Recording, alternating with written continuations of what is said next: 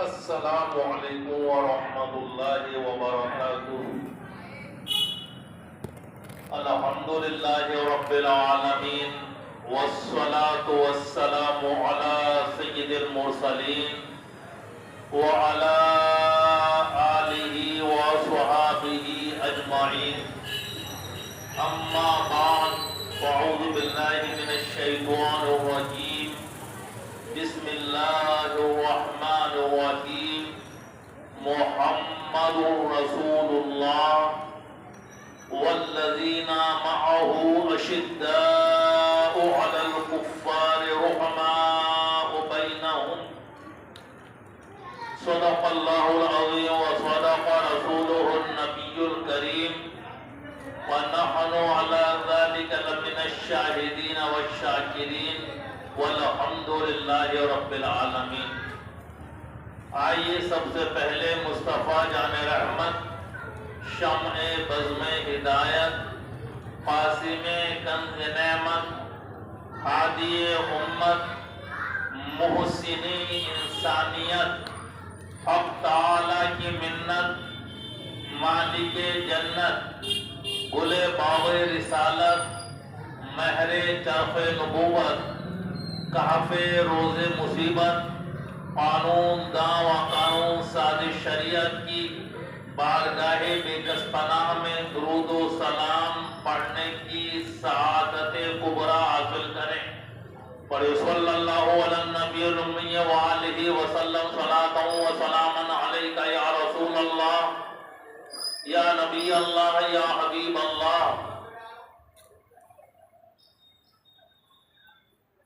عزیزان گرامی، آج کی ہماری نورانی و عرفانی مجلس خلیفہ اول، تاجدار صداقت، حضرت سیدنا ابو بکر صدیق اکبر رضی اللہ تعالی عنہ کے فضائل و مناقب پر مشتمل ہے۔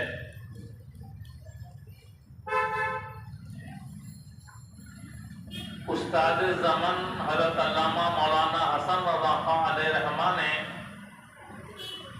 کیا خوب خراج عقیدت پیش کیا ہے۔ وہ کہتے ہیں کہ بیاں ہو کس زبان سے مرتبہ صدیق اکبر کا، بیاں ہو کس زبان سے مرتبہ صدیق اکبر کا، احیار غار محبوب خدا صدیق اکبر کا،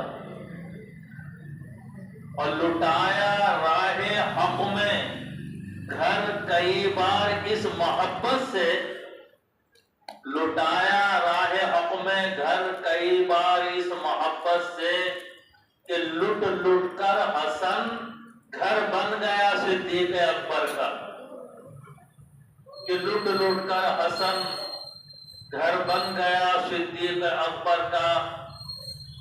عزیزان گرامی، خلیفہ اول سیدنا صدیق اکبر رضی اللہ تعالی عنہ کا اسم گرامی عبداللہ ابن ابی قحافہ ہے۔ آپ اپنی کنیت سے زیادہ مشہور ہیں، یہ ابو بکر آپ کی کنیت ہے۔ عتیق اور صدیق آپ کے القاب ہیں۔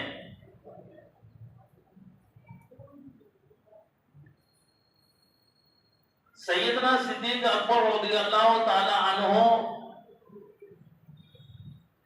کی ایک خصوصیت یہ رہی کہ زمانے جاہلیت میں بھی کبھی آپ نے شراب نہیں پی۔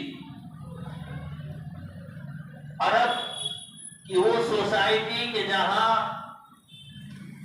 شراب نوشی عام بات تھی، مہمان نوازی میں شراب پیش کرنا ضروری سمجھا جاتا تھا۔ جس طرح سے آج کی سوسائٹی میں ہم چائے کے عادی ہو چکے ہیں، اس وقت لوگ وہاں شراب نوشی کے عادی تھے۔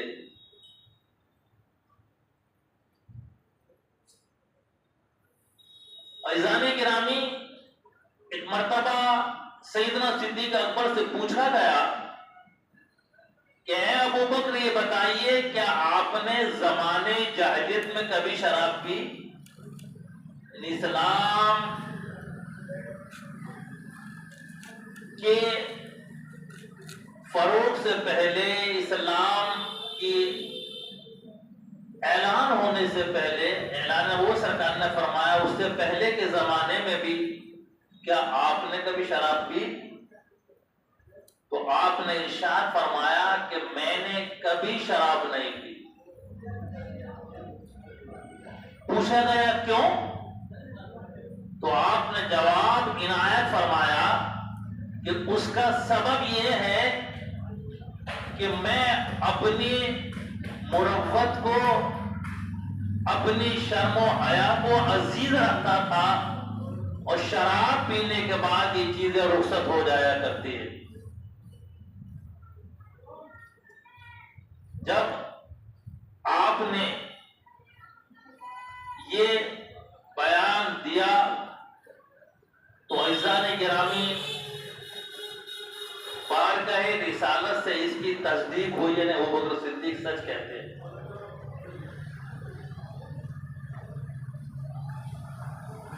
حضرت صدیق اکبر اسی طرح سے بتوں کے آگے سجدہ ریز ہونے سے بھی محفوظ رہے۔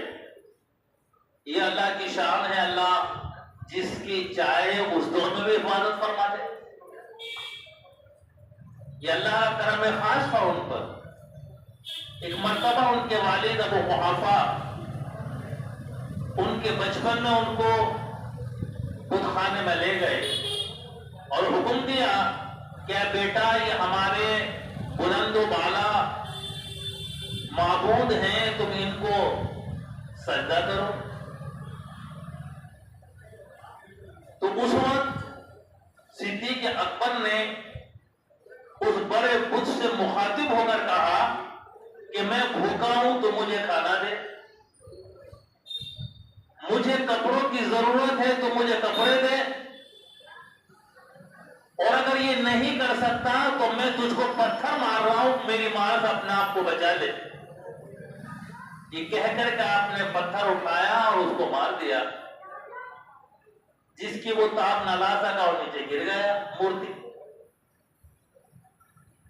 جب یہ منظر آپ کے والد ابو قحافہ نے دیکھا تو غصے میں آ کر کے ایک تھپڑ ان کے مارا اور اپنے گھر لے آئے، اور گھر لا کر شکایت کی اپنی ان کی والدہ سے کہ دیکھو تمہارے بیٹے نے آج یہ حرکت کی ہے۔ جب آپ کی والدہ محترمہ نے اس بات کو سنا تو انہوں نے اپنے شوہر سے کہا کہ اس کو اس کے حال پر چھوڑ دو، اس لیے کہ جب اس کی ولادت ہوئی تھی تو میں نے غیب سے ایک آواز سنی تھی کہ اے اللہ کی بندی، تجھ کو بشارت ہو، یہ تیرا بچہ عتیق ہے، اور آسمانوں میں اس کا نام صدیق ہے، اور محمد صلی اللہ علیہ وسلم اس کے صاحب اور رفیق ہیں۔ خود صدیق اکبر نے اس واقعے کو صحابہ کرام کے درمیان بیان فرمایا۔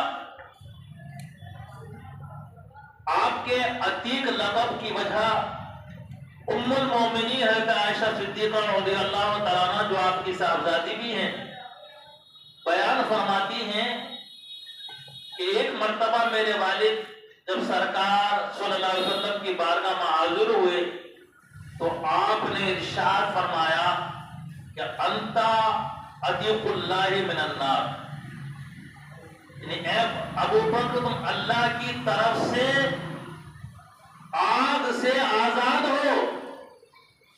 تو اسی دن سے آپ کا یہ لقب عتیق مشہور ہو گیا۔ اور دوسرا لقب آپ کا جو مشہور لقب ہے صدیق، واقعہ ہے کہ جب اللہ کے رسول صلی اللہ علیہ وآلہ وسلم معراج کے لیے تشریف لے گئے، مسجد اقصی گئے، وہاں سے آسمانوں کی سیر کے لیے گئے، جنت کی سیر کی، سدرۃ المنتہا گئے، پھر اس سے بھی آگے گئے، قرب خاص میں گئے،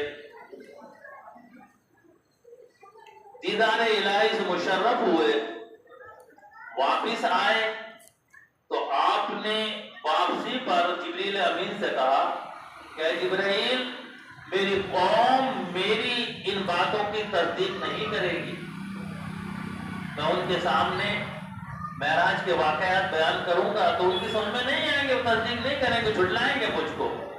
تو آپ نے جبریل امین نے عرض کیا بارگاہ رسالت میں کہ آقا ابو بکر تو آپ کی تصدیق کریں گے، اللہ ہو۔ اور وہی ہوا کہ جب میرے آقا صلی اللہ علیہ وسلم نے واقع معراج کو بیان کیا تو کفار و مشرکین کو تو ایک پروپیگنڈے کا موقع مل گیا، انہوں نے یہ کہنا شروع کر دیا کہ دیکھیے وہ کس طرح کی باتیں کر رہے ہیں پیغمبر علیہ السلام، وہ کہہ رہے ہیں کہ صاحب رات کے ایک حصے میں وہ بیت المقدس پہ چلے گئے اور پھر آسمانوں پہ چلے گئے اور پھر کوئی وقت بھی خرچ نہیں ہوا، واپس بھی آ گئے۔ کیا یہ بات عقل میں آتی ہے، سمجھ میں آتی ہے؟ تو روایت میں آیا کہ کچھ لوگ جب پہنچے وہ صدیق کے پاس اور جا کر کہا کہ تم کو کچھ معلوم بھی ہے کہ آج تمہارے آقا نے کیا فرمایا ہے؟ کہا کہ کیا فرمایا ہے؟ جو انہوں نے سنا تھا واقعہ معراج کے تعلق سے اس کو بیان کیا۔ اور صدیق اکبر کا ایمان دیکھیے، آپ فرماتے ہیں کہ جو کچھ میرے آقا نے بیان فرمایا میں اس کی مکمل تصدیق کرتا ہوں، اور اس سے زیادہ بھی اگر میرے آقا بیان فرماتے تو میں اس کی بھی تصدیق کرتا ہوں۔ اللہ اکبر۔ اسی دن سے بارگاہ رسالت سے آپ کو صدیق کا لقب ملا اور یہ بہت مشہور ہو گیا آپ کے لیے، یہاں تک کہ آپ کے نام پر بھی غالب آ گیا۔ عزیزان گرامی، سیدنا صدیق اکبر کو بارگاہ رسالت میں بڑا قرب حاصل تھا، اور کیونکہ یہ ابتدائی دور میں ہی انہوں نے اسلام قبول کر لیا ہے۔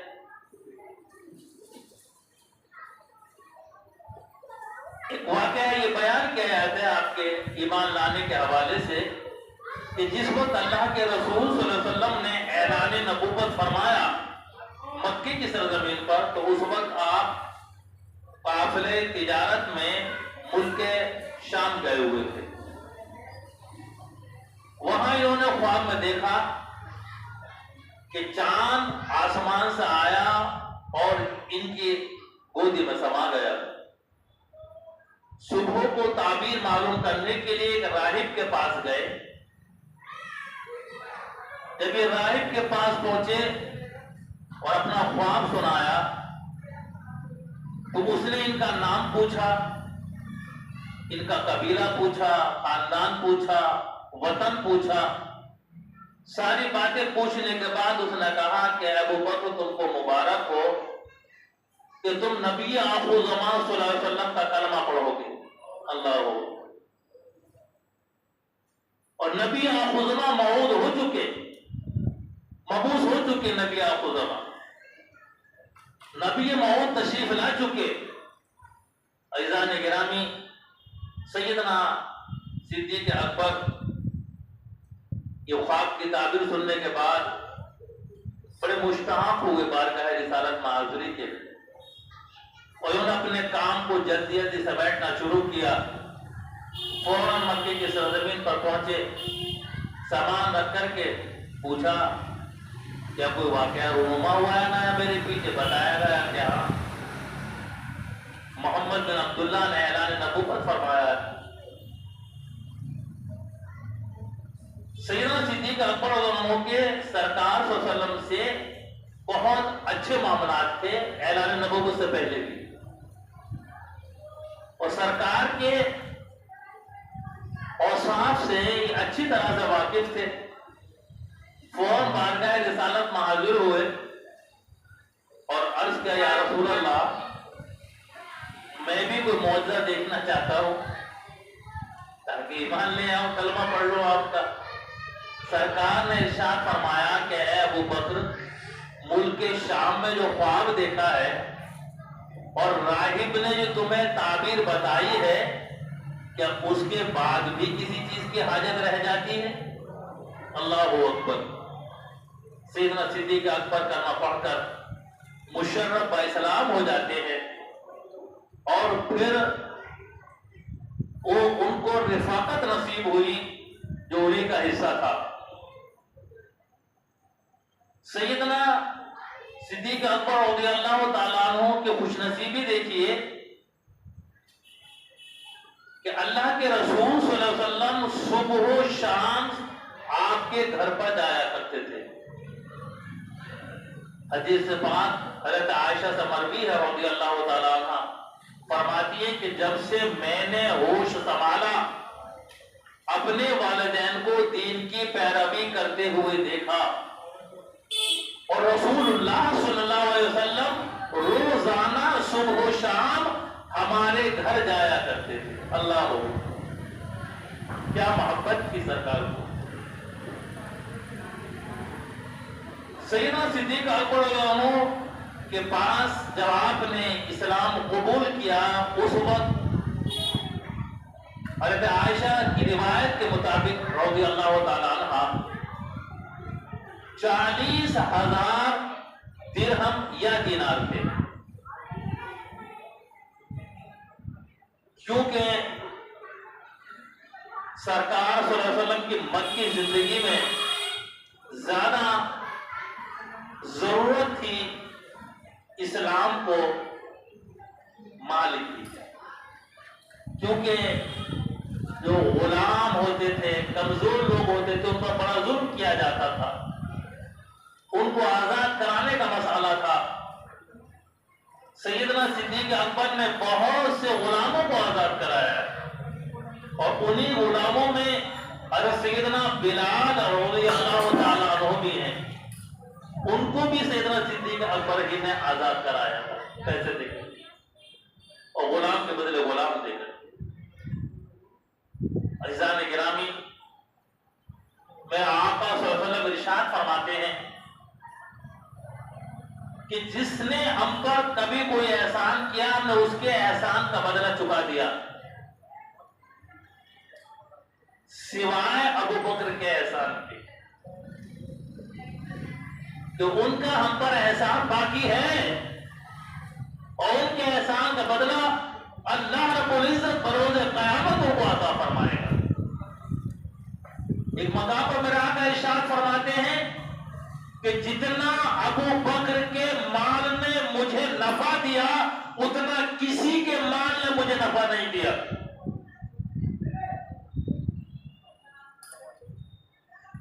حضرت عائشہ فرماتی ہیں کہ اللہ کے رسول صلی اللہ علیہ وسلم میرے والد کے مال کو اس طرح استعمال فرماتے تھے جیسے کوئی شخص اپنے مال کو استعمال فرماتا ہے۔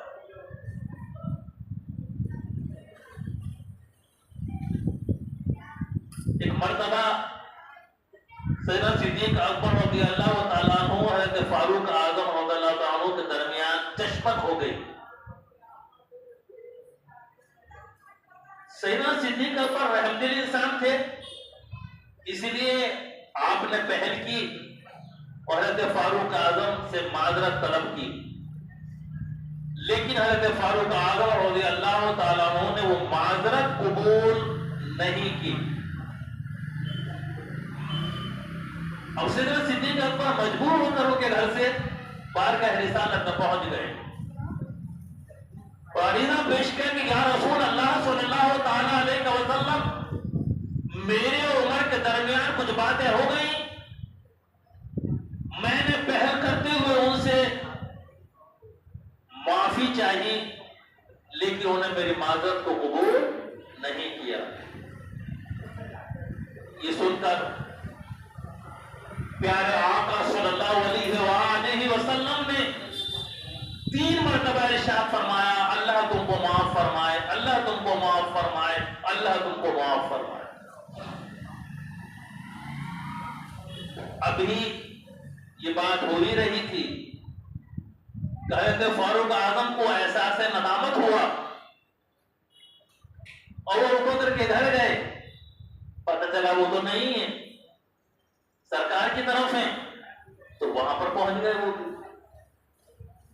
اب کیونکہ سیدنا صدیق اکبر اپنا عریضہ پیش کر چکے تھے، تو سرکار کی محبت دیکھی صدیق اکبر کے ساتھ کہ جس وقت فاروق اعظم وہاں پہنچے ہیں تو سرکار نے اپنے چہرے انور پھیر لیا اور آپ کے چہرے زیبا کا رنگ متغیر ہو گیا۔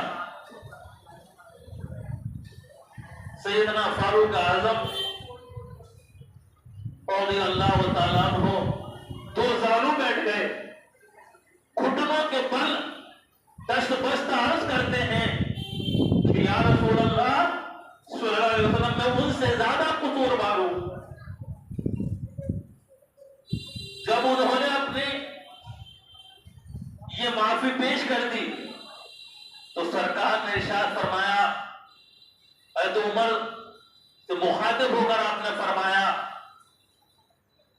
کہ جب اللہ رب العزت نے مجھ کو تمہارے درمیان مبعوث فرمایا تو تم لوگوں نے میری تکذیب کی، مجھے جھٹلایا۔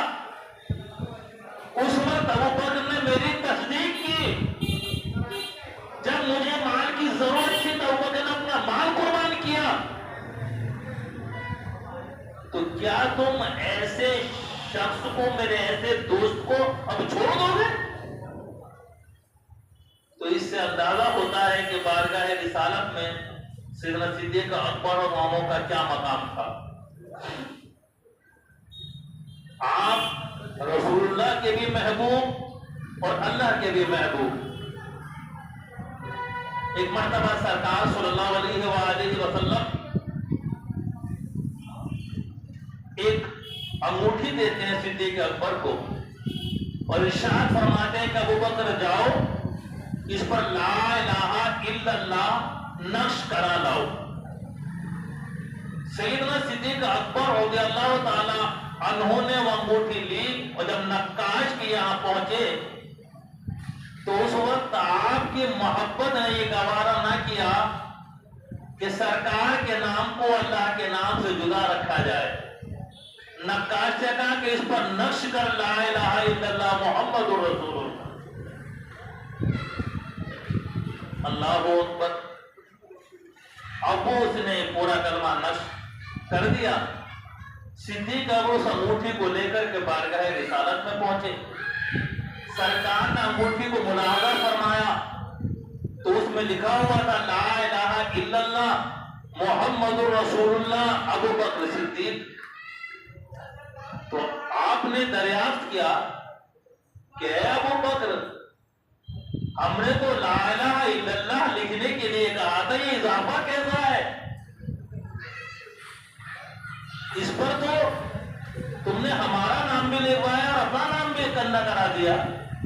حضرت دیکھ کر کے حیرت کرتے، عرض کرتے یا رسول اللہ، اتنا تو ضرور ہے کہ میرے عشق نے یہ گوارا نہ کیا کہ آپ کے نام کو اللہ کے نام سے جدا کیا جائے، لیکن میرا نام کیسے نقش ہو گیا یہ میری سمجھ میں نہیں آیا۔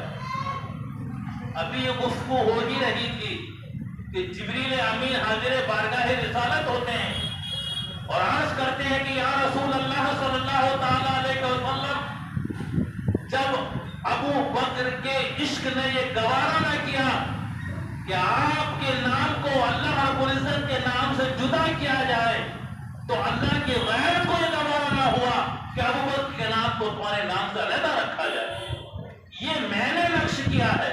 اللہ اکبر۔ عزیزان گرامی، یہ مرتبے یوں ہی نہیں ملا کرتے ہیں، بڑی قربانیاں دی ہیں صدیق اکبر نے۔ جس وقت مسلمانوں کی تعداد تقریباً 38 ہو گئی تو سیدنا صدیق اکبر نے بارگاہ رسالت میں عرض کیا یا رسول اللہ صلی اللہ اچھی خاصی ہو گئی ہے، لہذا میری یہ گزارش ہے کہ ہم کو علی الاعلان تبلیغ کرنی چاہیے۔ میرے آقا صلی اللہ علیہ وسلم نے کہا کہ ابھی اور انتظار کرو۔ صدیق اکبر نے بار بار اصرار کیا تو آقا نے آپ کی درخواست کو منظور فرما لیا۔ اب سیدنا صدیق اکبر اللہ کے رسول صلی اللہ علیہ وسلم کی معیت میں حرم کعبہ میں پہنچتے ہیں، جہاں کفار و مشرکین مکہ بیٹھے ہوئے تھے، دشمنان اسلام کا مجمع تھا۔ سیدنا صدیق اکبر کھڑے ہوئے اور انہوں نے اس مجمع کو اللہ اور اللہ کے رسول کی طرف دعوت دی۔ تو اللہ اور اللہ کے رسول کی طرف دعوت دینے والے اسلام میں یہ پہلے خطیب ہے۔ سبحان اللہ۔ اس وقت آپ کا دعوت دینا تھا، کفار و مشرکین مکہ آپ پر ٹوٹ پڑے اور زد و کوب کرنے لگے، اتنا مارا کہ آپ کے جسم اقدس سے خون بہنے لگا اور آپ بے ہوش ہو کر کے گر پڑے۔ آپ کے خاندان والوں کو، بنو تمیم کو جب معلوم ہوا کہ ابو بکر کو پیٹا گیا ہے تو خاندان کی حمایت کی بنیاد پر فوراً وہ حرم کعبہ میں پہنچے اور ان کو اٹھا کر کے لائے اور یہ اعلان کر کے آئے کہ اگر ان کا انتقال ہو گیا تو ہم تم لوگوں سے ان کا انتقام لیں گے۔ عزیزان گرامی، سیدنا صدیق اکبر کی حالت اس وقت اچھی نہیں تھی، نہ کچھ کھا سکتے تھے، بولنا بھی مشکل تھا، سب لوگ بیٹھے رہے۔ شام ہو گئی، آپ نے سب سے پہلے جب ہوش آیا، بولنے لائق ہوئے تو پوچھا کہ میرے آقا کا کیا حال ہے؟ عشق رسول دیکھیں کہ اس حال میں بھی اپنی فکر نہیں ہے، بلکہ سرکار کی فکر ہے کہ میرے ساتھ سرکار بھی تھے، کہیں ان پر کوئی زد نہ آ گئی ہو۔ پوچھتے میرے آقا کا کیا حال ہے؟ اب جیسے ہی آپ کے خاندان کے لوگ، وہ تو حالت کفر میں تھے،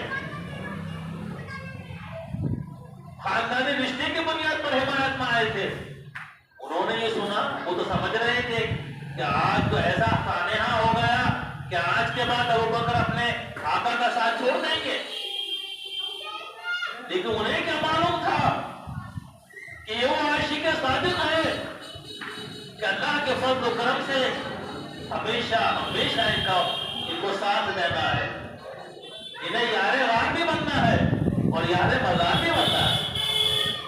عزیزان گرامی، سیدنا صدیق اکبر رضی اللہ تعالی عنہ کی یہ بات سن کر کے وہ لوگ وہاں سے چلے گئے، لیکن ان کی بوڑھی ماں کی ماں سے تو لگی ہوتی ہے نا، وہ آپ کے پاس بیٹھی رہی،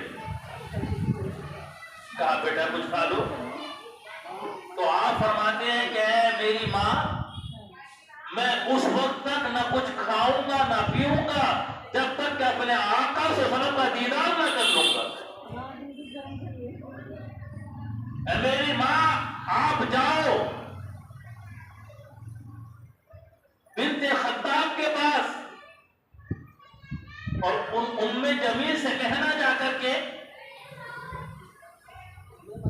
رازداری کے ساتھ پوچھنا کہ سرکار صلی اللہ علیہ وسلم کہاں ہیں۔ یہ وہ دور تھا کہ بڑے راز و نیاز کے ساتھ گفتگو ہوا کرتی تھی مسلمانوں کی آپس میں۔ جو ام جمیل حضرت فاروق اعظم کی سگی بہن تھی، اسلام قبول کر چکی تھی، ان کے گھر جانے کا مشورہ دیا کہ ان کے پاس جاؤ اور ان سے معلوم کر کے، ان کو ضرور معلوم ہوگا۔ آپ کی بوڑھی ماں وہاں پہنچی، ام جمیل کو معلوم ہو چکا تھا کہ صدیق اکبر کے ایسے سے بہت زیادہ ان کو تکلیف پہنچائی گئی ہے، چوٹیں پہنچائی گئی ہیں، تو انہوں نے بتایا کہ ہاں آقا صلی اللہ علیہ وسلم خیریت سے ہیں اور دار ارقم میں، سرکار اس وقت اکثر وہیں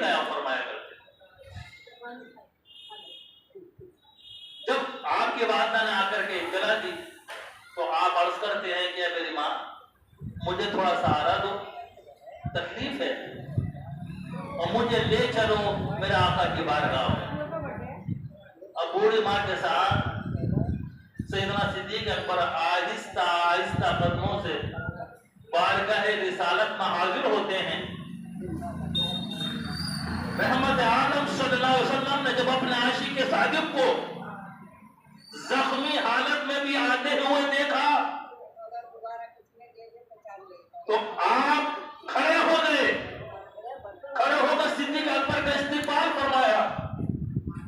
تمام صحابہ کھڑے ہو گئے، سب پر رکت تاری ہو گئی آپ کی حالت دیکھ کر کے۔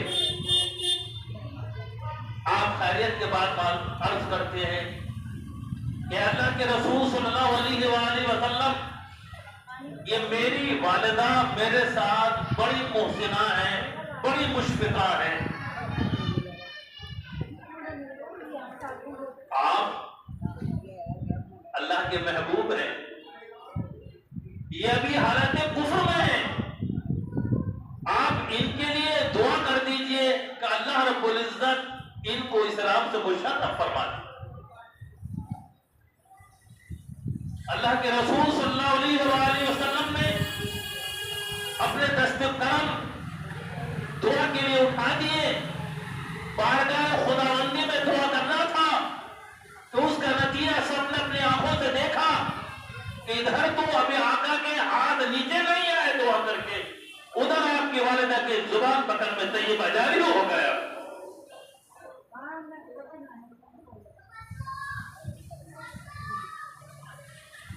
میرے آقا صلی اللہ علیہ وسلم صدیق اکبر کی وجہ سے ان کے والد کا بھی کتنا لحاظ کرتے تھے، اس واقعے سے اندازہ لگائیے۔ ایک مرتبہ آپ اپنے والد گرامی کو سرکار کی بارگاہ میں لائے۔ اللہ کے رسول صلی اللہ علیہ وسلم نے ارشاد فرمایا حضرت ابو بکر سے کہ اے ابو بکر، اس عالم ضعیفی میں اپنے والد کو آپ نے زحمت کیوں دی؟ میں خود چل کر کے ان کے پاس پہنچ جاتا۔ اب یہ غلامانہ انداز میں عرض کرتے ہیں کہ آقا آپ خود زحمت فرماتے، اس سے بہتر یہ تھا کہ میں ان کو لے آیا۔ تو میرے آقا کیا جملہ ارشاد فرماتے ہیں؟ آقا ارشاد فرماتے ہیں کہ ہمیں ابو قحافہ کے بیٹے کے احسانات یاد ہے۔ اللہ اکبر۔ سیدنا صدیق اکبر کی خوش نصیبی یہ ہے کہ آپ کی 4 پشتیں شرف صحابیت سے مشرف ہیں۔ کتنی؟ 4 پشتیں۔ آپ کے والد بھی صحابی رسول، آپ بھی صحابی رسول، آپ کے بیٹے صحابی رسول عبد الرحمن، ان کے بیٹے صحابی رسول۔ ان کے والد نے طویل عمر پائی، اپنے والد کی زندگی میں یہ خلیفہ بنے ہیں، اور اپنے والد کی زندگی میں یہ خلیفہ بنے اور ان کی زندگی میں ان کی وفات بھی ہوئی۔ سیدنا صدیق اکبر رضی اللہ تعالی عنہ ہر وقت خلوت ہو یا جلوت ہو آقا کریم صلی اللہ علیہ وسلم کی صحبتوں میں نظر آتے ہیں۔ جنگ بدر کے موقع پر اللہ کے رسول صلی اللہ علیہ وسلم کو کے لیے ایک سائبان تیار کیا گیا تھا دھوپ سے بچانے کے لیے۔ میرے آقا صلی اللہ علیہ وسلم نے حکم فرمایا کہ کون ہے جو میرے ساتھ یہاں پر رہے گا، کون یہاں پر حفاظت کے لیے کھڑا ہوگا؟ تو سیدنا صدیق اکبر آگے بڑھے، یا رسول اللہ یہ خدمت میں انجام دوں گا۔ مولا علی مشکل کشا کرم الکریم آپ کے اس عمل کی بڑی تعریف کیا کرتے تھے۔ سرکار کی خدمت میں تھے صدیق اکبر، کوئی بھی وہاں آنے کی ہمت نہیں کر سکا۔ اور کوئی ادھر کو آتا تھا تو آپ تلوار لے کر آگے بڑھ جاتے تھے. اسی موقع پر تو اللہ کے رسول صلی اللہ علیہ وسلم جب جنگ شروع ہونے سے پہلے اپنا سر مبارک سر سے برک کر فتح و ظفر کے لیے دعائیں کر رہے تھے، اور گریہ ازاری کا اذہان کا یہ عالم تھا کہ آپ رو رہے تھے اور رو رو کر بارگاہ الہی میں سجدے کی حالت میں دعا کر رہے تھے کہ آپ کے رونے کی وجہ سے جسم اقدس ہل رہا تھا. آپ کے کاندھے پر جو کملی پڑی ہوئی تھی وہ بھی نیچے آ گئی ہلتے ہلتے. جب اس درجہ آپ کو گریہ ازاری کرتے ہوئے دیکھا، آہ و فغاں کرتے ہوئے دیکھا، تو اس وقت سیدنا صدیق اکبر عرض کرتے ہیں کہ یا رسول اللہ صلی اللہ تعالیٰ علیہ وسلم، آپ کا اتنا ہی گریہ ازاری کرنا کافی ہے. اب سر انور آپ سجدے سے اٹھا لیجئے، آپ کا رب آپ کی دعا کو قبول فرمائے گا. جس وقت میرے آقا صلی اللہ علیہ وآلہ وسلم کو اللہ رب العزت کی طرف سے ہجرت کا حکم ملا تو آپ نے مولا علی مشکل کشا کو بلایا، ان کو امانتیں سونپی اور اپنے بستر پر لیٹنے کا حکم دیا، اور خود رات کی تاریکی میں سورہ یاسین شریف تلاوت کرتے ہوئے باہر نکلے. کفار و مشرکین مکہ نے آپ کے گھر کو چاروں طرف سے گھیر رکھا تھا. ہر قبیلے کا ایک نوجوان وہاں پر مستعد ہتھیار لے ہوئے کھڑا تھا. قتل کی سازشیں تھی. آپ کے آقا کریم نے ایک مٹھی خاک لی اور پھر ان کے چہروں پر پھینک دی. اللہ کی شان دیکھیے کہ انہیں کسی کو سرکار دکھائی نہیں دیے اور سرکار اسی دروازے سے ان کے سامنے نکل گئے. سیدھے سیدنا صدیق اکبر رضی اللہ تعالیٰ عنہ کے گھر پہنچے اور جا کر خوشخبری سنا دی کہ ابو بکر اللہ کی طرف سے ہجرت کا حکم مل چکا. صدیق اکبر کو تو ایک ہی تمنا تھی کہ ساتھ نصیب ہو جائے. عرض کرتے ہیں کہ آقا کیا میرا بھی ساتھ ہوگا؟ میں ساتھ رہوں گا کہ ہاں تم میرے ساتھ رہو گے. خوش ہو گئے. تیاریاں صدیق اکبر پہلے ہی سے کر رہے تھے. پیارے آقا صلی اللہ علیہ وسلم نے خانہ کعبہ پر ایک نظر ڈالی اور پھر آپ نے کہا کہ اے بیت اللہ،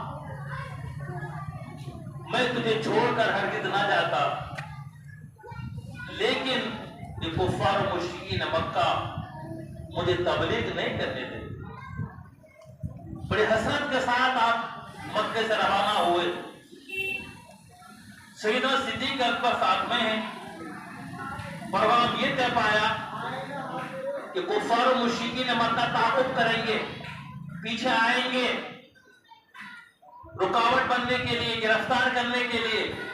لہذا پہلے غار ثور میں قیام فرمایا جائے اور جب اطمینان حاصل ہو جائے تو وہاں سے سفر کا آغاز کیا جائے. اب رات کے وقت میں سیدنا صدیق اکبر ہیں، آقا کے ساتھ غار ثور پہنچتے ہیں اور وہ غار ثور بہت اونچائی پر ہے. ان پتھروں پر چڑھتے ہیں. پیارے آقا صلی اللہ علیہ وسلم ان پتھروں پر چڑھ رہے ہیں تو سیدنا صدیق اکبر عنہ کو یہ احساس ہو رہا ہے کہ نوکیلے پتھر سرکار کو کہیں زخمی نہ کر دے. اگر صدیق اکبر کا عشق دیکھیے. آپ عرض کرتے ہیں کہ یا رسول اللہ صلی اللہ تعالیٰ علیہ وسلم، آپ میرے کانوں پر تشریف رکھیں. اب آپ دیکھیے کہ جہاں ایک انسان کا بھی چڑھنا مشکل ہو، صدیق اکبر کا جذبہ دیکھیے، جذبہ عشق دیکھیے.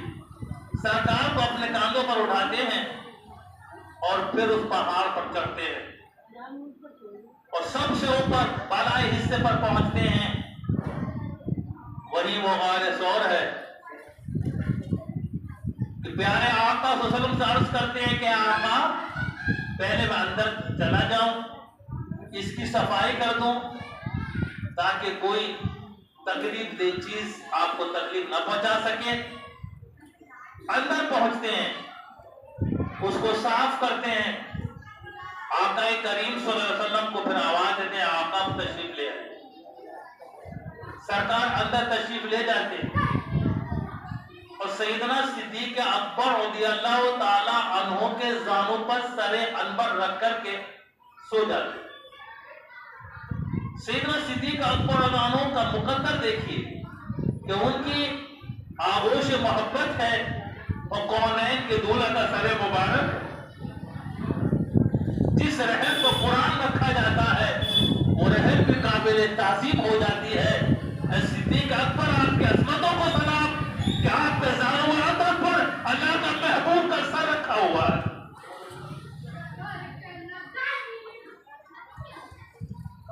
اب وہاں پر ایک سانپ بھی تھا،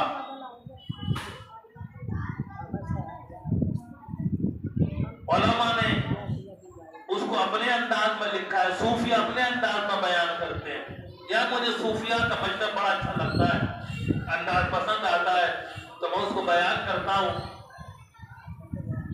کہ وہ سانپ سرکار صلی اللہ علیہ وسلم کا دیدار کا متمنی تھا، وہ وہاں پر آیا۔ اب جہاں سے سانپ داخل ہو سکتا تھا جو سوراخ تھا اس پر پہلے ہی صدیق اکبر اپنا پاؤں لگا کر بیٹھے ہوئے، دیڑے لگائے بیٹھے ہوئے تھے کہ کہیں کوئی موذی چیز نہ آ جائے، سرکار کو تکلیف نہ پہنچائے، انہیں یہ فکر تھی۔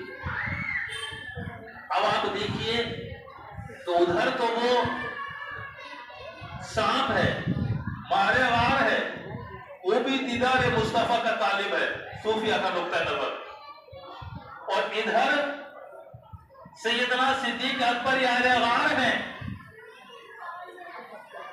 یہ مضبوطی کے ساتھ اپنے پاؤں کو لگائے ہوئے ہیں۔ اب جب راستہ نہیں ملا تو سانپ بھی کیا کرتا، اس نے زور کے ساتھ صدیق اکبر کے کاٹ لیا، جس کو ہم ڈسنا بھی بولتے ہیں۔ اب سانپ کا ڈسنا تھا کہ سیدنا صدیق اکبر کو تکلیف ہوئی، لیکن اس احساس کی وجہ سے کہ سرکار کی نیند میں خلل نہ آ جائے آپ نے جنبش تک نہیں کی، ساری تکلیف برداشت کرتے رہے، لیکن شدت تکلیف کی بنیاد پر بے اختیار آنکھوں سے آنسو جاری ہو گئے۔ سیدنا صدیق اکبر کے گرم گرم آنسو جب سرکار کے چہرے انور پر گرے، سرکار نے چشمان مبارک کھول دی اور دریافت کیا کہ ابو بکر کیا ماجرا ہے، آنسو کیسے بہ رہے ہیں؟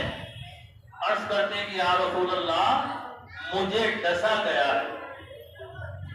پیارے آقا صلی اللہ علیہ وسلم نے اپنا لعاب پاک ان کے لگا دیا، اللہ نے شفا عطا فرما دی۔ جن کے تلووں کا دھوبن ہے آب حیات ہے وہ جان مسیحا ہمارا نظام گرامی، یہی وہ معاملہ تھا، غار کا سفر تھا، اور یہ وہ نیکی تھی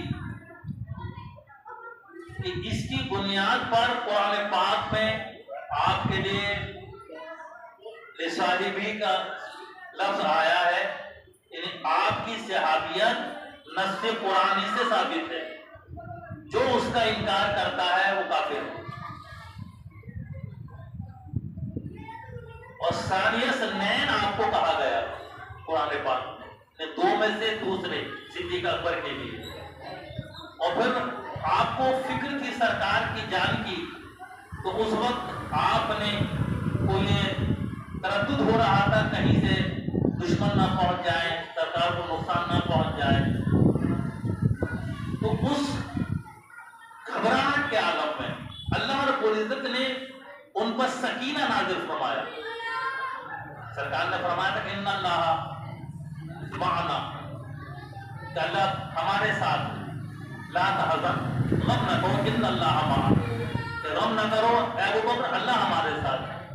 اور اللہ رب العزت نے ان کو تسکین اتاری، کیونکہ سرکار صلی اللہ علیہ وسلم تو اللہ کے نبی ہیں، اللہ کے رسول ہیں، وہ کنہیں کے کیسی بھی حالاتوں گھبرا نہیں سکتے، اس سے سرکار کی شان بہت بلند ہے۔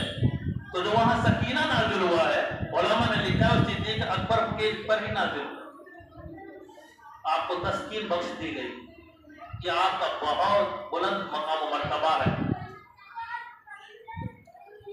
اب اس کو وہاں سے بھی سمجھو، اس واقعے سے بھی، ایک مرتبہ حضرت عائشہ صدیقہ رضی اللہ تعالی عنہا نے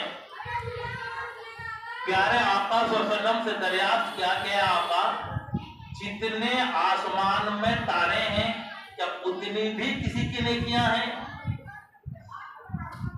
اب یہاں دیکھیے کہ سوال کرنے والی کون ہے؟ ام المومنین عائشہ صدیقہ ہے۔ وہ سوال کیا ہے کہ جتنے آسمان میں تارے ہیں کیا آپ کے امت میں اتنی کسی کی نیکیاں ہیں؟ یہ سوال ہی اپنے میں بتا رہا ہے کہ حضرت عائشہ صدیقہ کا یہ عقیدہ تھا کہ اللہ رب العزت کے بتانے سے سرکار جانتے ہیں کہ آسمان میں تارے کتنے ہیں، اور سرکار یہ بھی جانتے ہیں کہ کس امتی کے پاس کتنی نیکیاں ہیں، ورنہ سوال بے معنی ہوتا۔ اور آقا کریم صلی اللہ علیہ وسلم نے بھی یہ نہیں فرمایا کہ اے عائشہ مجھے کیا معلوم کتنے تارے ہیں، مجھے کیا معلوم میری کس امتی کے پاس کتنی نیکیاں ہیں۔ آپ نے ارشاد فرمایا نعم عمر، ہاں وہ عمر ہے، میری امت میں عمر وہ ہیں کہ جن کے پاس اتنی نیکیاں ہیں جتنے آسمان کے تارے ہیں۔ اب حضرت عائشہ صدیقہ رضی اللہ تعالی عنہ عرض کرتی ہیں کہ یا رسول اللہ صلی اللہ تعالی علیہ وسلم، میرے والد ابو بکر کی نیکیاں کدھر گئیں؟ تو آقا نے ارشاد فرمایا کہ ابو بکر کی ایک نیکی عمر کی تمام نیکیوں کے برابر ہے۔ علماء نے لکھا ہے وہ نیکی غار ثور والی نیکی۔ آپ دیکھیے کہ اللہ اپنے محبوب سے محبتوں کا کیسا صلہ عطا فرماتا ہے۔ کل میں نے بیان کیا تھا کہ حضرت حجر کبریٰ جب سرکار کے لیے برتن میں کھانے پینے کوئی سامان لے کے جا رہی تھی تو جبریل امین آ کر کے جنت میں محل کی بشارت سنا رہے تھے، اپنا سلام پیش کر رہے تھے، اور یہ بھی سرکار صاحب کر رہے تھے کہ اللہ کی طرف سے بھی ان کو سلام ہے۔ یہ مرتبہ حضرت خدیجہ کو کس وجہ سے ملا؟ سرکار سے محبت، سرکار کی خدمت کے سبب۔ یہ صدیق اکبر کو مرتبہ کس وجہ سے ملا؟ سرکار سے محبت، سرکار کی خدمت کا سبب۔ اسی لیے تو اعلیٰ حضرت امام اہل سنت فرماتے ہیں کہ ثابت ہوا جملہ فرائض فروع ہیں، اصل اصول بندگی اس تاجور کی ہے۔ عزیزان گرامی، سیدنا صدیق اکبر رضی اللہ تعالی عنہ کہ وصال کا وقت جب قریب آیا تو آپ نے مولا کائنات مشکل کشا حضرت علی المرتضی کرم اللہ تعالی وجہ الکریم کو بلایا اور کہا کہ علی تم انہی ہاتھوں سے مجھے غسل دینا جن ہاتھوں سے تم نے سرکار کو غسل دیا ہے، اور جب میرا جنازہ پڑھ لیا جائے تو تم سرکار کے روضے پر جا کر عرض کرنا کہ یا رسول اللہ، آپ کا یار غار رفیق مزار بننا چاہتا ہے، اگر دروازہ کھل جائے تو سمجھ لینا اجازت مل گئی، اور دروازہ نہ کھلے تو مجھے جنت البقیع میں دفن کر دینا۔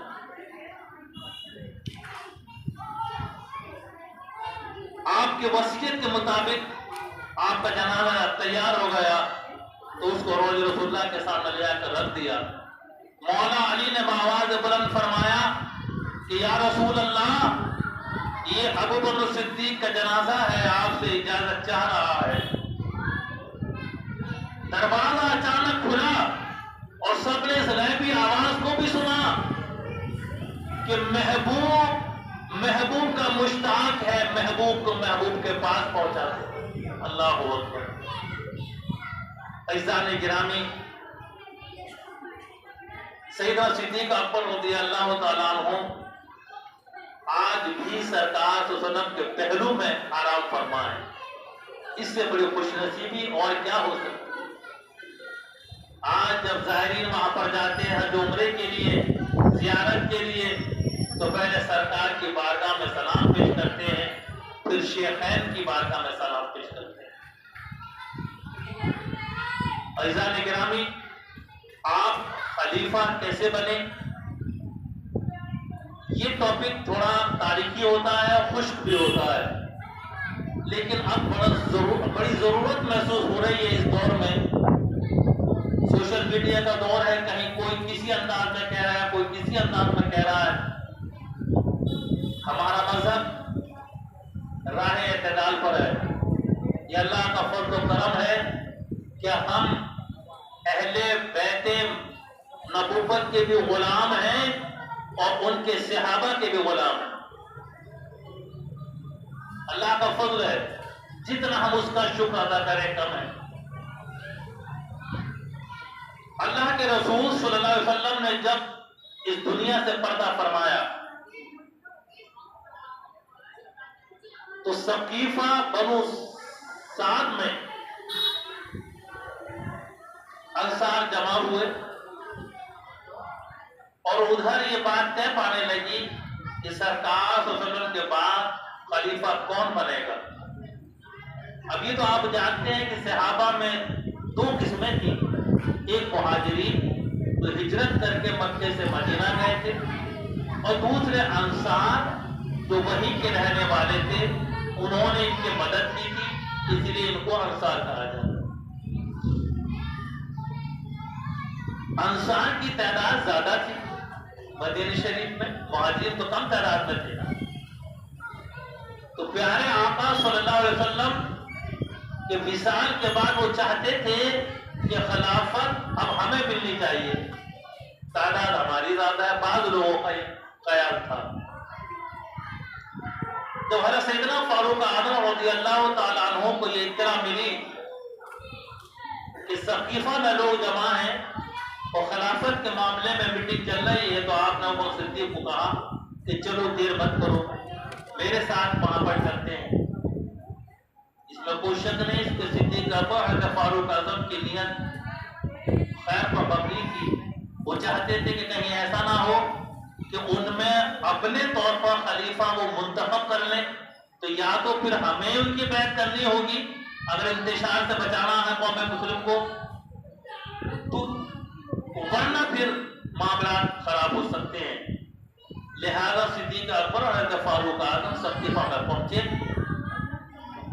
وہاں پر ایک انصاری کھڑے ہوئے، انہوں نے اس طرح کی تقریر کی کہ ہم نے اسلام کا ہمیشہ ساتھ دیا، جنگوں میں لڑے، ہر مشکل وقت میں ہم نے سرکار کے دامن سے وابستہ رہے، لہذا ہمارا بھی حق ہے کہ خلافت ہمیں ملنی چاہیے۔ ایک اور انصاری صحابی کھڑے ہوئے، انہوں نے کہا کہ تم کو معلوم ہے کہ جب اللہ کے رسول صلی اللہ علیہ وسلم زکوٰۃ وصول کرنے کے لیے عامل مقرر فرماتے تھے تو ایک مہاجرین میں سے بھیجتے تھے، ایک انصار میں سے بھیجتے تھے۔ لہذا خلافت کے معاملے میں بھی ایسا ہونا چاہیے کہ خلیفہ ایک ہماری طرف سے ہونا چاہیے اور ایک مہاجرین کی طرف سے ہونا چاہیے۔ انہی میں سے ایک انصاری صحابی جو ہے زید بن ثابت رضی اللہ تعالیٰ عنہ، وہ کھڑے ہوئے اور انہوں نے کھڑے ہو کر عرض کیا، تقریر کی کہ اے میرے عزیزوں سنو، کیا تم اس حقیقت سے انکار کر سکتے ہو کہ اللہ کے رسول صلی اللہ علیہ وسلم مہاجرین میں سے تھے، اور جس طرح سے ہم نے اللہ کے رسول صلی اللہ علیہ وسلم کی مدد کی، ہم انصار ہیں، تو آج بھی ان کا نائب، ان کا جانشین قریش میں سے ہونا چاہیے، مہاجرین میں سے ہونا چاہیے، اور جس طرح سے کل ہم ان کے ممد اور مددگار تھے ویسے ہی ہم ان کے خلیفہ کے ممد اور مددگار رہیں گے۔ اور یہ کہہ کر کے کہ میں ابو بکر کے ہاتھ پر بیعت کرتا ہوں، یہ اب تمہارے جو ہے خلیفہ ہیں، کہا ہاتھ اٹھائیے، اور سب سے پہلے آپ کے ہاتھ پر انہوں نے بیعت، دوسرے نمبر پر فاروق اعظم نے بیعت کی، پھر باقی جتنے لوگ وہاں پر موجود تھے، ایک بیعت کا سلسلہ شروع ہو گیا۔ یہ بیعت کا سلسلہ چلتا رہا،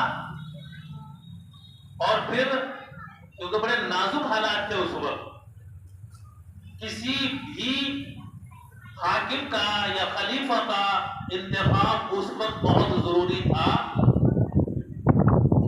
عزیزان گرامی، سیدنا صدیق اکبر پھر مسجد میں آئے، وہاں پر خطبہ دیا، وہاں پر بیعت کا سلسلہ شروع ہوا۔ آپ نے دیکھا کہ اس مجمع میں حضرت زبیر رضی اللہ عنہ سیدنا جو پیارے آقا صلی اللہ علیہ وسلم کے سگے پھوپھی زاد بھائی تھے، وہ موجود نہیں تھے، عشرہ مبشرہ میں سے بھی ہیں یہ۔ آپ نے فرمایا میں زبیر کو نہیں دیکھ رہا ہوں، ان کو بلایا جائے۔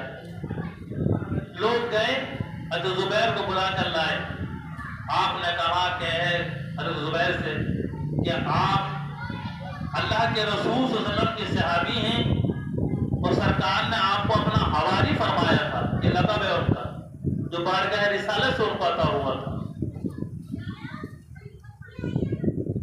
تو میں سمجھتا ہوں کہ آپ اسلام کو کمزور نہیں ہونے دیں گے۔ کہا کہ بے شک میں اسلام کو کمزور نہیں دیکھنا چاہتا، اور اس کو مضبوطی دینے کے لیے میں آپ کے ہاتھ پر بیعت کرتا ہوں۔ بیعت کر لی۔ آپ نے دیکھا مولا علی نہیں ہے، تو اس وقت آپ نے کہا کہ حضرت علی کو بلایا جائے۔ مولا کائنات تشریف لائے، ان سے کہا کہ اے علی، آپ اللہ کے رسول صلی اللہ علیہ وسلم کے صحابی، ان کے چچا زاد بھائی اور ان کے داماد ہیں، میں آپ سے بھی امید کرتا ہوں کہ آپ اسلام کو کمزور نہیں ہونے دیں۔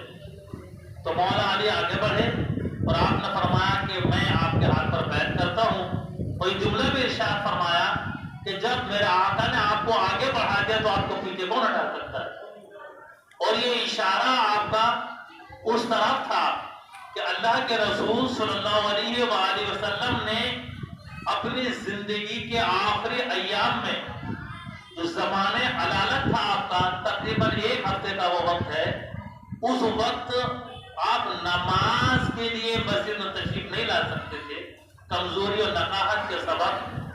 تو آپ نے حضرت صدیق اکبر کو طلب فرمایا تھا، لوگوں سے کہا آپ جو وہاں موجود تھے کہ ابو بکر کو بلاؤ، وہ لوگوں کو امامت کرائیں گے۔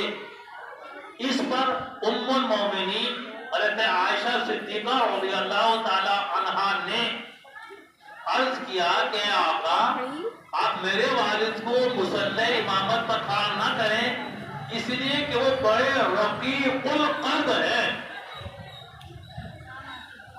وہ آپ کی جگہ پر کھڑے نہیں ہو سکتے۔ میرے آقا صلی اللہ علیہ وسلم نے پھر دوبارہ فرمایا کہ ابو بکر کو بلایا جائے، وہ لوگ امامت کریں۔ پھر تیسری مرتبہ فرمایا، اور یہ جملہ بھی ارشاد فرمایا کہ یہ تو حضرت یوسف علیہ السلام کے زمانے کی عورت ہے، ابو بکر ہی کو بلایا جائے۔ تو سیدنا صدیق اکبر آئے اور انہوں نے امامت فرمائی، اور پھر ہر وقت کی نماز وہی پڑھاتے رہے۔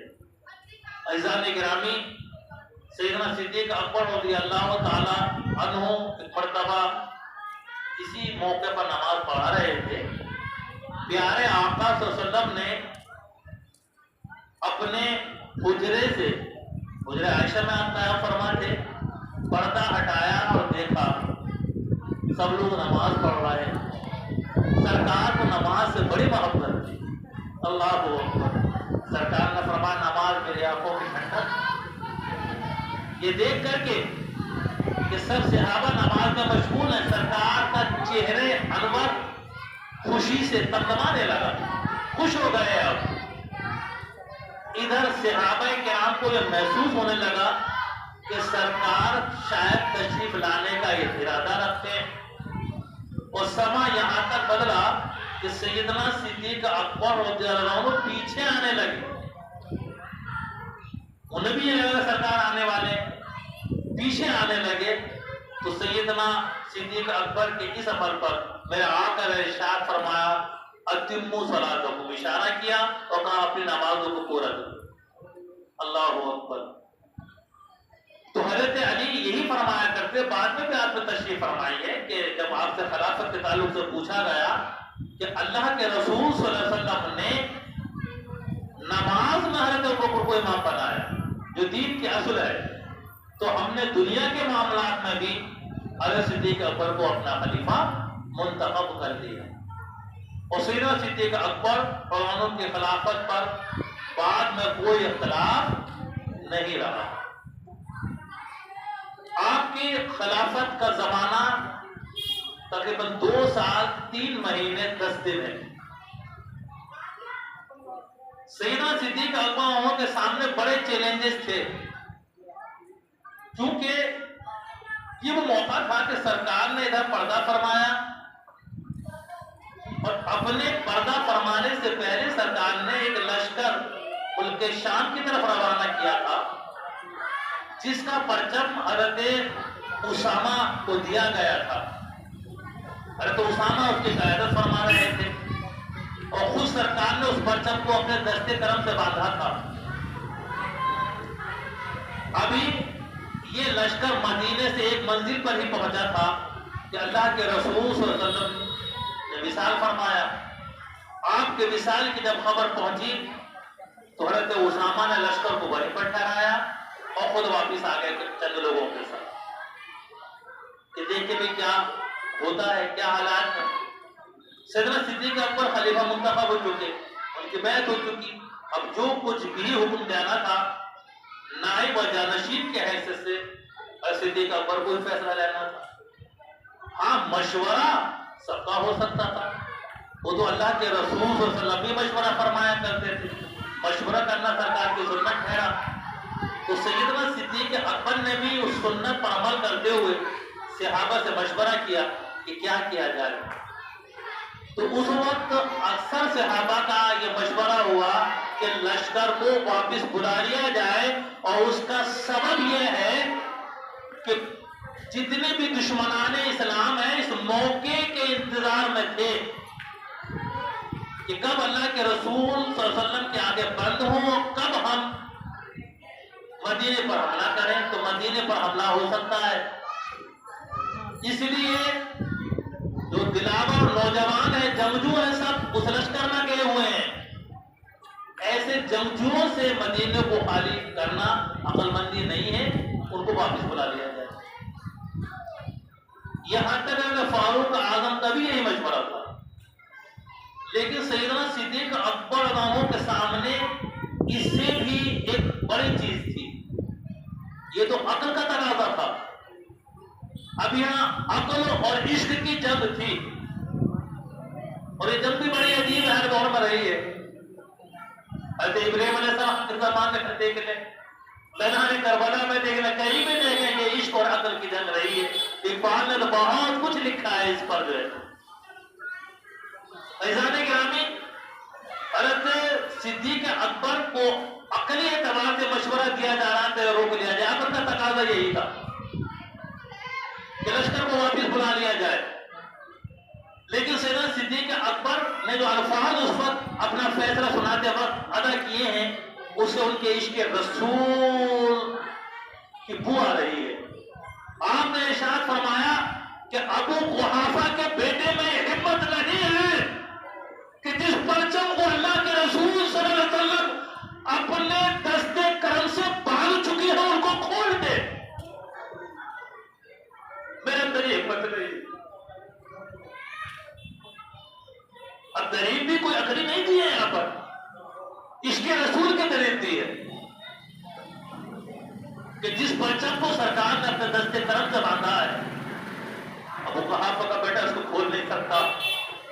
لشکر روانہ ہوگا، فیصلہ سنا دیا گیا۔ اب خلیفہ وقت ہیں، ان کا حکم مانا جانا تھا، لشکر روانہ ہو گیا۔ اب جب دشمنان اسلام کو اطلاع ملی کہ ایسے موقع پر بھی لشکر واپس نہیں بلایا گیا، وہ تو چلا گیا ملک شام میں جنگ کرنے کے لیے، تو انہوں نے سوچا اس کا مقصد یہ ہے کہ پیغمبر اسلام صلی اللہ علیہ وسلم نے اپنی حیات مبارکہ میں اس درجہ جنگ کی تیاریاں کر رکھی ہیں کہ ان کا مقابلہ ہم آسانی سے نہیں کر سکتے۔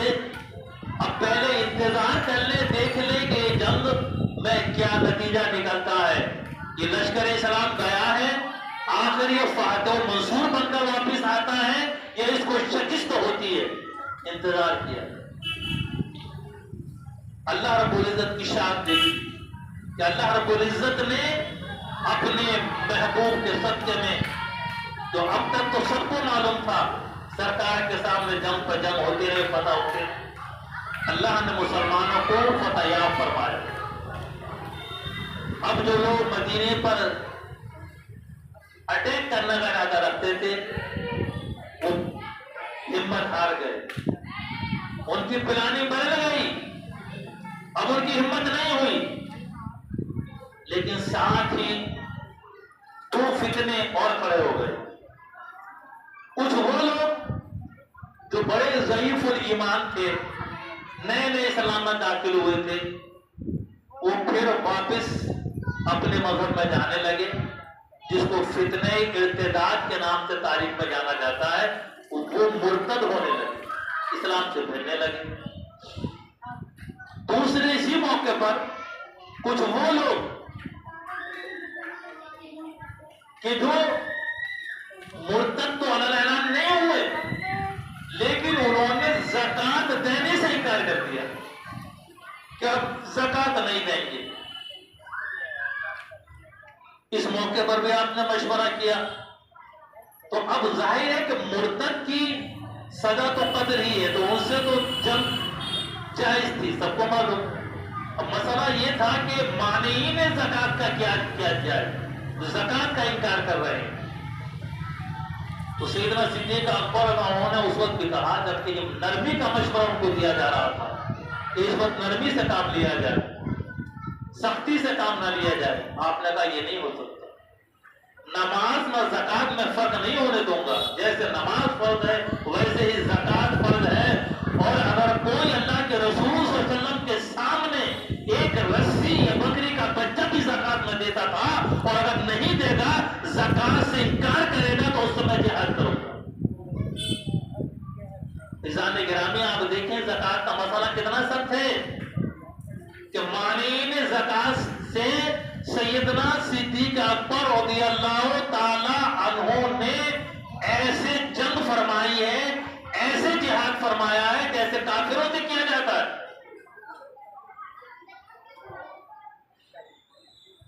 خود بھی نکلے جہاد کے لیے، اور پھر اللہ نے جب کامیابیاں دے دی تو حضرت خالد بن ولید کو وہاں چھوڑ کر واپس آ گئے۔ حضرت خالد بن ولید مانعین زکات سے جنگ کر رہے تھے، مرتدین اسلام سے جنگ کر رہے تھے۔ وہیں پر ایک فتنہ اور سامنے آیا مسیلمہ کذاب کا، جس نے دعوے نبوت کیا تھا جھوٹا، وہ میدان میں آ گیا، وہ بڑی فوج لے کر آیا تھا۔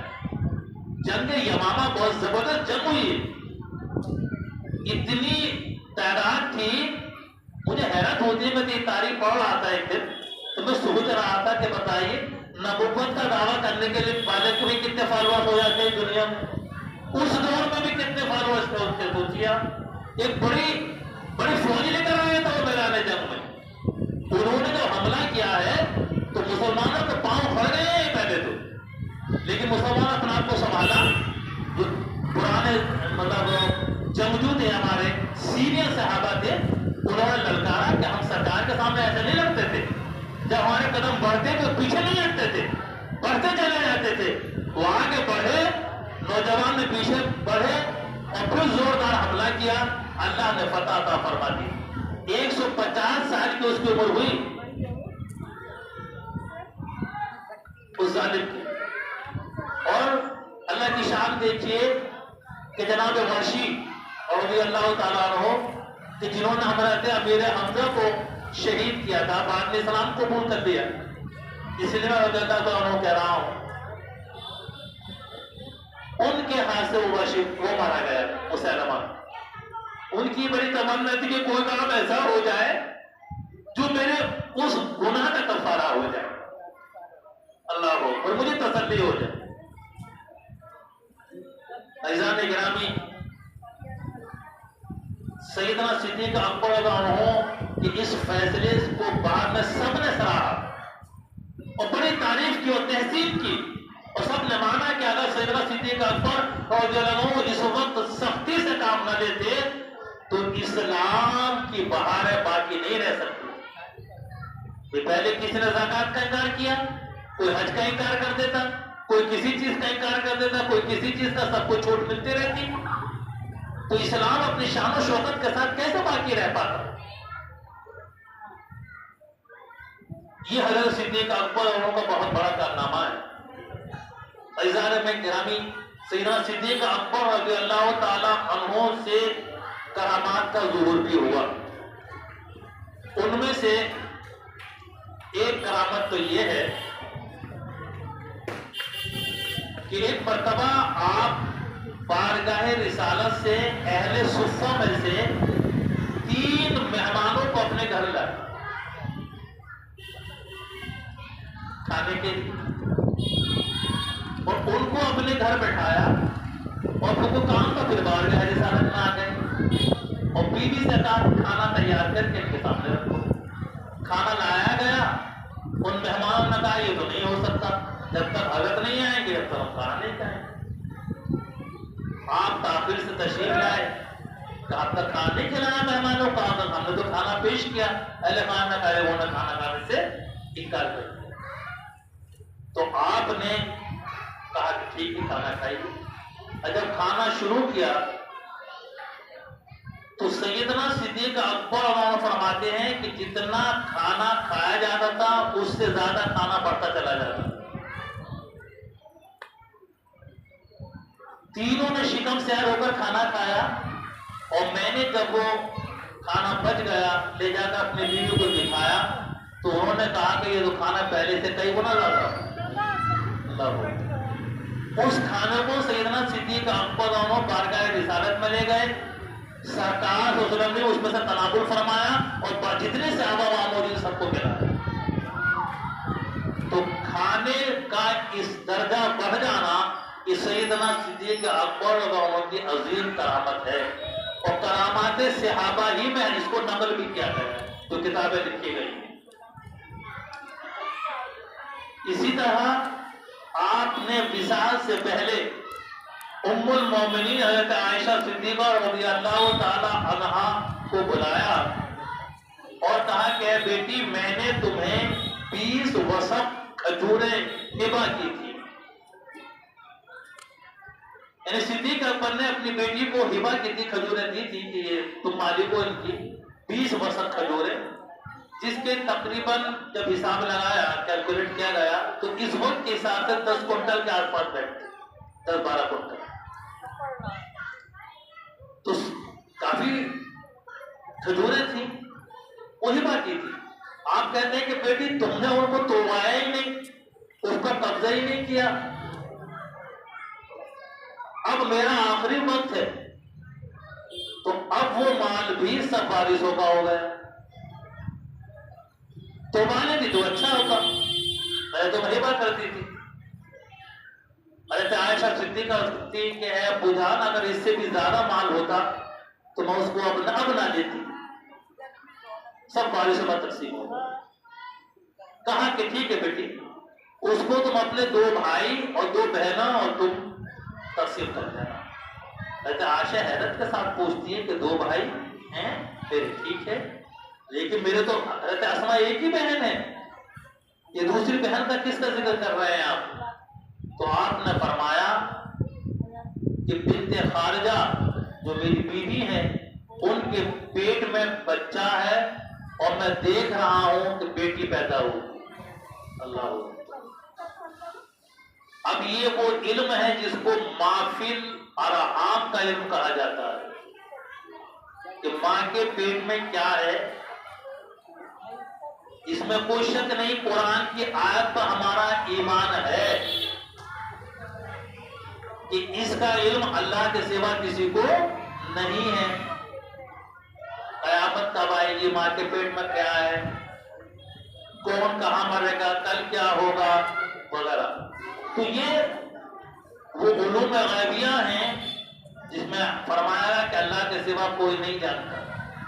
لیکن ہمارا یہ بھی ایمان اور عقیدہ ہے کہ ذاتی طور پر کوئی نہیں جانتا، اس کی ہمیں تعبیر کرتے ہیں، اور اللہ رب العزت کے بتانے سے جسے وہ چاہے بتا دے وہ جانتا ہے۔ تو ہمارے آقا صلی اللہ علیہ وسلم تو اللہ کے محبوب ہیں، سب سے ہے تو اللہ نے آپ ہی کو علم عطا فرمایا، تو سرکار کے وسیلے سے صحابہ کو بھی اولیاء کو بھی علم اللہ نے عطا فرمایا، اور یہ واقعہ اس بات کا بڑا ثبوت ہے کہ صدیق اکبر نے یہ فرمایا کہ میری بیوی کے پیٹ میں بیٹی ہے، اور کچھ دنوں کے بعد آپ کی بیٹی پیدا ہوئی، وہی ہوا جو آپ نے فرمایا تھا۔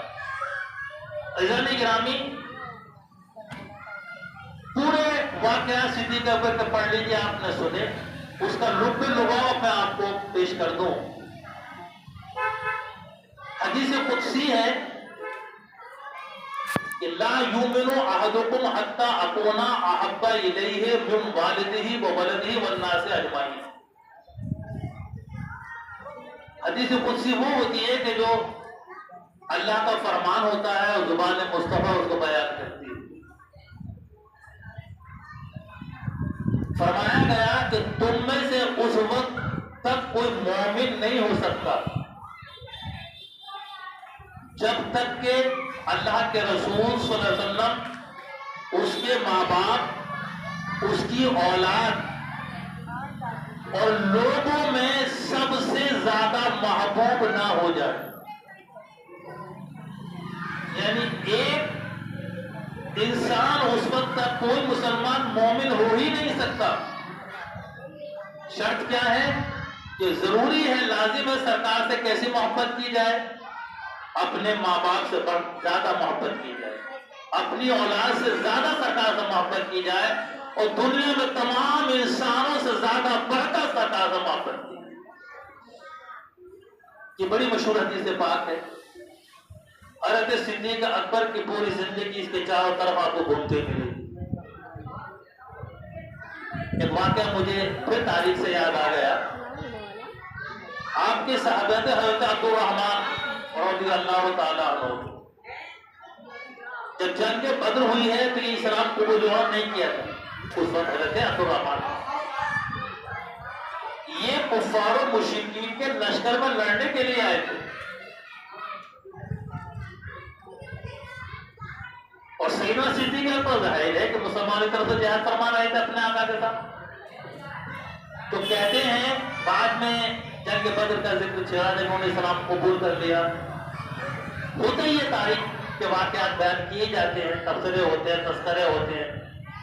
تو دوران تذکرہ حضرت عبد الرحمن رضی اللہ تعالیٰ عنہ بیان کرتے ہیں اپنے والد سے کہ اے میرے والد گرامی، جنگ بدر میں کئی بار ایسا ہوا کہ آپ میری تلوار کی زد میں آ چکے تھے، آپ میری تلوار کی زد میں آ چکے تھے، لیکن میں نے آپ کے باپ ہونے کا لحاظ کیا، آپ کو قتل نہ کیا، اگر میں چاہتا تو بآسانی آپ کو قتل کر سکتا تھا۔ اب سیدنا صدیق اکبر کا ایمان افروز جواب سنیے اور اس حدیث پاک کی عملی تفسیر دیکھیے۔ سیدنا صدیق اکبر عاشق صادق ارشاد فرماتے ہیں کہ اے عبد الرحمن، قسم ہے اس ذات کی جس کے قبضے قدرت میری جان ہے، اگر تم میری تلوار کے زد میں آ جاتے تو میں تمہارا لحاظ نہ کرتا۔ اسے کہتے ہیں عشق رسول، اسے کہتے ہیں اسلام سے محبت۔ میرے عزیزوں، یہ سیدنا صدیق اکبر رضی اللہ عنہ کے واقعات، ان کے فضائل، ان کے کمالات ہمیں یہ پیغام دیتے ہیں کہ ہمارا عشق رسول ایسا ہونا چاہیے کہ دنیا اس کی مثال دے، جہاں پر کوئی کمپرومائز ہم نہیں کر سکتے، کوئی سمجھوتا نہیں کر سکتے۔ اللہ تعالیٰ کے بارگاہ میں دعا ہے کہ رب کریم ہمیں خلفائے راشدین بالخصوص صدیق اکبر رضی اللہ عنہ کے فضل و برکات سے فرمائے۔ آمین۔ السلام علیکم۔